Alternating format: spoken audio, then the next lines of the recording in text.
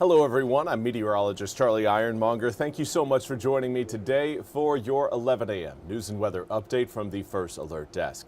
Now we've got news out of Onslow County where a man has been arrested for statutory rape. The Onslow County Sheriff's Office arrested 33-year-old Travis Markham yesterday. Markham has been charged with statutory rape of a child under 15 years old, statutory sex offense with a child under 15 years old, and indecent liberties with a child. Warrants say the victim is a 14-year-old child. Markham was taken to the Onslow County Jail. After appearing before a judge yesterday, Markham was not given bond. His next court appearance is set for November 10th. Now, we also want to highlight a story out of Kinston where police are looking for some burglars who, again, according to police, stole items from a local Mr. Tobacco shop on West Vernon Avenue. Now, police say the event happened around 1:45 a.m. when they were called to Mr. Tobacco on West Vernon Avenue for a breaking and entering. A surveillance camera captured two men who police want to identify. If you can help police, please call the Kinston Police Department's tip line at 252-939-4020 or Lenoir County Crime Stoppers at 252-523-4444.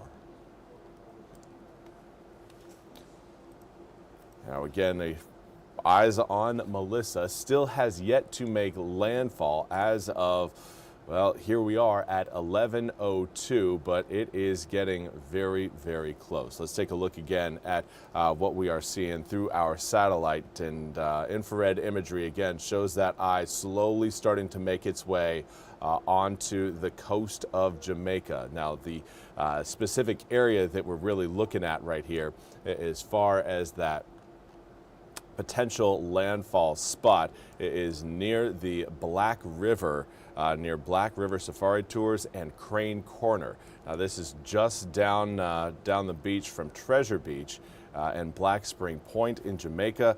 This is also an area that is very agricultural heavy, so again, going to be seeing a big hit with Jamaica's just food production because of Melissa.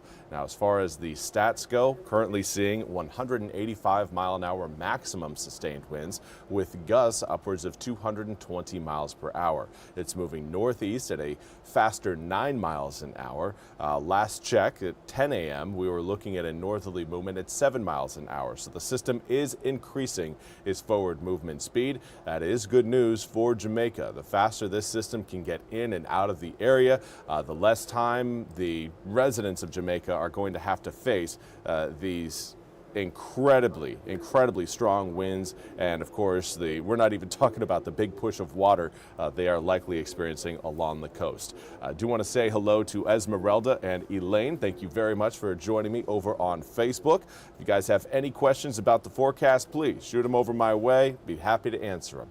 But where is Melissa going from here? It will continue to work its way over Jamaica today and then make a secondary landfall along the southern coast of Cuba as a Category 4 hurricane early Wednesday morning. We're talking around 2 to 3 a.m.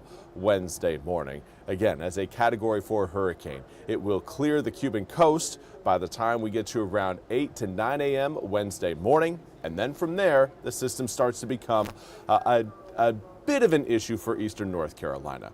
We're not going to see any sort of wind or rain out of this system, but the waves generated as that system races from Cuba to Bermuda will reach our coastline. Now, the faster the system moves, the less exposure we will have to those waves. But that is something, again, we're going to continue to watch because we've already lost several homes into the Atlantic just based on beach erosion alone so far this year.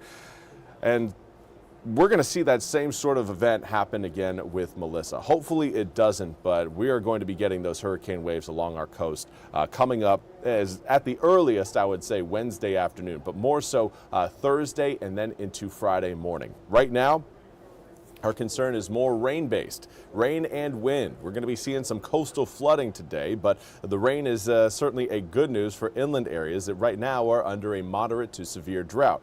So while the rain showers, again, light to moderate, more of a nuisance than anything, again, that's really throwing a wrench in your plans, unless you were planning on going for a run. This is certainly a lighter rain showers, nothing that's going to pile up on the roads. But the problem is that it's also coupled with some breezy conditions, and those winds are creating flooding concerns along our coastal communities. We have a coastal flood advisory up for southern Craven County. This is the Neuse River in New Bern, 17-mile-an-hour winds out of the north-northeast. You can again see really just a rough and stormy day out there. 59 degrees right now in New Bern. But air temperatures, again, are going to be staying quite a bit cooler than our seasonal average. It's the winds, though, that take the cake. We will be seeing a 15 to 25 mile an hour sustained breeze across eastern North Carolina through at least 4 p.m. today. Winds will relax later on this evening, but even a relaxing wind off of a 15 to 25 mile an hour sustained range would still put us down at around a 7 to 15 mile per hour breeze overnight tonight into tomorrow morning. Now, gusts currently range between around 18 up to 39 miles an hour. We're seeing that 39 mile per hour gust reading in both Elizabeth City as well as Manteo. Those have been two of the breeziest spots so far today. Piney Island right now 37 mile per hour gusts, similar story in Hatteras. But here's a look at what models are indicating as far as wind speeds go. As we head towards 6 o'clock, we're seeing again a little bit of a reduction in overall wind speed. Wind direction will remain the same, so flooding conditions again will still be an issue along our coast, particularly around the time of high tides, but that is certainly an issue that will become a little bit less concerning as we head through this week. It's today again that the concern is at its highest because of that passing low pressure system. Now that low will move off the coast later on tonight and leave us with some lingering rain showers along the coast Wednesday morning, but the low itself is going to be way out into the Atlantic by the time we wake up. But there will be another one sitting behind it that will have our number as well. That one comes in late Wednesday evening to Wednesday night, giving us another shot of much needed rain, but also some breezy conditions. 66 degrees tomorrow after spending today in the upper 50s. We'll see air temperatures drop all the way down into the low 40s for your Friday night and Saturday night. Halloween night, going to be chilly. Make sure you again are prepared for a bit of a chill if you plan on staying out late for some trick-or-treating. But through the weekend, we will gradually warm back up, getting back into the low 70s by next Monday and Tuesday. But for right now, I know the forecast doesn't look all that great today, tomorrow, or even Thursday. But by the time we reach Friday, it will all be worth it. Well, that's all we have time for today's 11 a.m. news and weather update from the First Alert Desk. I want to thank you all so much for joining me. We'll be back with more news and weather coming up at the top of the hour. Until then, I hope you all have a fantastic rest of your Tuesday.